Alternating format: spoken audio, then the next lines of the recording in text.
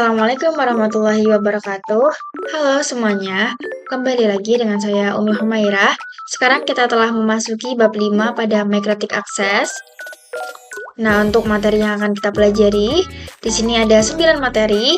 Yang pertama ada metode akses router OS, kedua akses router board dengan Winbox, 3 menu hostname IP address pada Winbox, 4 pengenalan tampilan Magnetic pada Winbox, 5 akses router virtual Pinet Lab dengan Winbox, 6 webfig, 7 quickset, 8 telnet NSSH, dan yang ke-9 ada konsep serial console.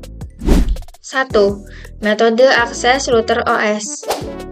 Di sini kita akan menyinggung mengenai metode akses Mikrotik router OS. Nah, untuk cara mengakses Mikrotik itu ada berbagai akses metodenya, dan cara untuk akses Mikrotiknya pun beragam. Contohnya ada aplikasi seperti akses keyboard. Nah, untuk keyboard ini bisa dilakukan jika kita memasang router OS pada komputer atau PC, yaitu melalui CLI. Yang kedua ada serial console, terus ada remote server, yaitu telnet atau SSH, lalu ada Winbox. Untuk Winbox, ini adalah aplikasi yang paling familiar atau paling sering digunakan untuk mengakses router OS. Lalu ada FTP dan API, lalu ada quickset dan webfig atau HTTP, lalu ada Mac Telnet, kemudian lokal, dan yang terakhir ada Magnetic TIC App. Nah, untuk Magnetic TIC App ini bisa kita install pada Android ataupun iOS. 2. Akses router board dengan Winbox. Jadi, untuk cara yang paling mudah dalam mengakses dan mengkonfigurasikan router Magnetic adalah menggunakan Winbox atau Real Device. Untuk aplikasi Winbox sendiri, itu dia available on Windows atau tersedia di Windows. Sedangkan terkait macOS dan Linux, itu kita bisa menggunakan pihak ketiga. Nah, untuk menghubungkan antara router dan laptop, dapat kita hubungkan menggunakan kabel LAN atau lebih kita kenal dengan kabel UTP. Oke, kalian bisa perhatikan pada tampilan Winbox. Jadi agar dapat mengaksesnya, kita bisa memasukkan MAC address ataupun IP address. Dan pada bagian user, ini kalian isi sebagai admin.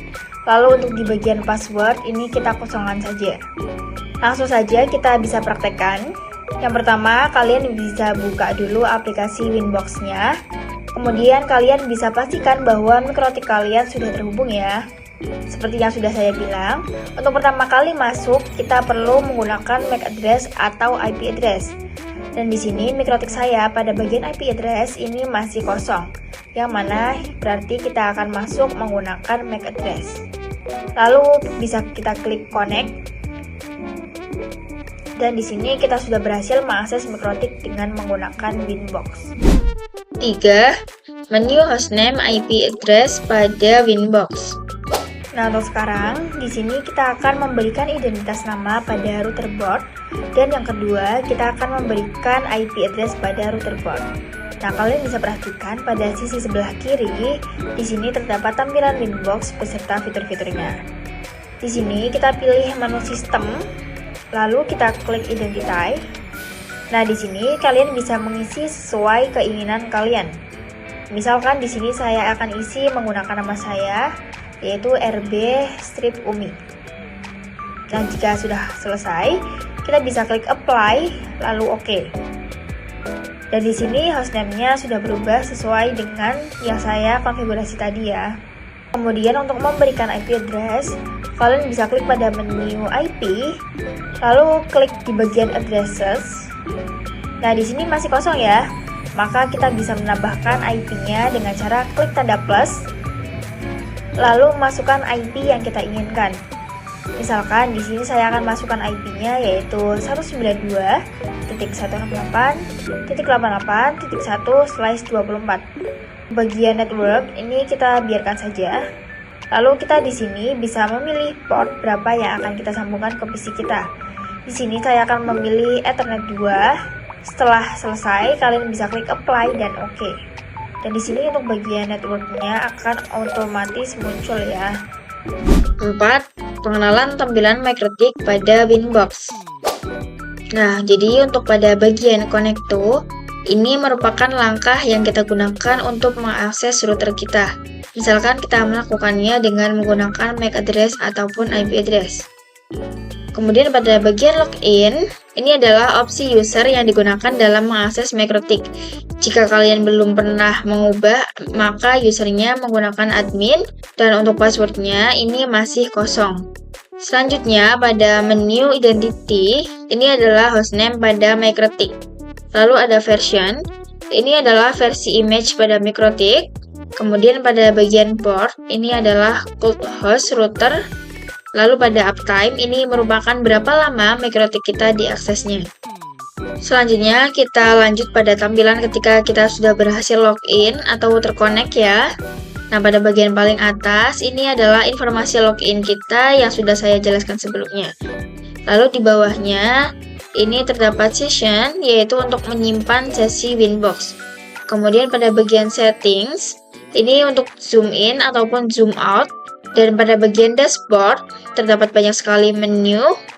Yang pertama ada menu undo, redo, dan save mode, yaitu untuk mode remote access. Kemudian terdapat juga session. Jika kita klik kanan, ada add time atau berapa lama waktu router kita diakses. Lalu terdapat juga bagian date atau tanggal serta waktu yang digunakan. Lalu ada CPU pada router, kemudian terdapat memori atau RAM pada router. Nah, kalian bisa lihat pada sisi sebelah kiri, ini terdapat menu-menu pada Winbox yang akan kita bahas satu persatu. Jadi di sini yang pertama ada Quick Set, yaitu ini kita digunakan untuk konfigurasi cepat beberapa menu utama dalam satu layar seperti IP address, DHCP, PPOE, bridge, NAT, dan wireless. Yang kedua adalah Capsman. Ini digunakan untuk controller jika ada banyak akses point. Misalnya di hotel ada 100 akses point dan bagaimana dikontrol dalam satu Microtik. Kemudian ada menu interface. Ini yang kita gunakan untuk konfigurasi interface berupa Ethernet, IOIP tone, VLAN, dan lain sebagainya.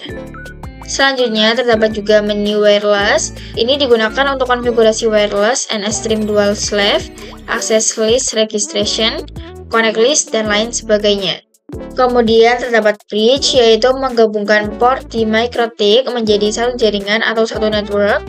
Ini bisa menggunakan bridge atau wireless bridging. Selanjutnya ada menu mesh. Ini digunakan untuk konfigurasi HWMP plus pada wireless mesh. Selanjutnya adalah IP, yaitu menu yang paling sering dikonfigurasi, mulai dari IP address, firewall, dan web proxy. Kemudian ada menu routing. Jika kita ingin mengkonfigurasi dynamic routing protokol seperti RIP, OSPF, BGP, routing filter, bidirectional forwarding decisions, dan lain sebagainya. Kemudian pada menu sistem, ini adalah fitur yang paling banyak digunakan, yaitu reset konfigurasi, package, reboot, certificate, cloud, login, users atau booting, dan lain-lain. Lalu untuk menu QUS, ini digunakan untuk konfigurasi bandwidth management, simbol QUS, QUS3, HTTP, bandwidth prioritas, dan lain sebagainya. Untuk menu file, yaitu isi hard disknya Microtik, biasanya untuk file backup konfigurasi. Kemudian ada menu log, ini untuk melihat aktivitas router dalam bentuk log di book, bisa diatur di menu sistem. Lalu terdapat menu radius, ini digunakan untuk radius client. Kalau pakai mic command, settings di sini. Berikutnya adalah menu tools, yaitu untuk bandwidth, test ping, telnet, dan SSH. Lalu ada track route dan grabbing. Selanjutnya yang terakhir adalah menu new terminal. Jika kalian ingin konfigurasi Microtik menggunakan CLI, kemudian ada maxsubout.rev, ini kita bisa membuat file yang bisa dikirimkan ke microtik.com terkait troubleshooting jika ada fitur yang tidak dapat digunakan. Lalu ada more. Di sini kita bisa membuat tampilan Winbox baru. 5. Akses router virtual PNetLab dengan Winbox. Selanjutnya, kita akan mengakses virtual router Microtik pada PNetLab dengan aplikasi Winbox. Jadi, Pinet Lab adalah aplikasi lab atau alat emulator jaringan paket. Di sini kita perlu mempersiapkan terlebih dahulu environment Pinet Lab yang sudah tersedia di perangkat virtual Microtik, dan kita juga persiapkan aplikasi Winbox-nya. Lalu kita akan melakukan koneksi antar ISP dengan router virtual.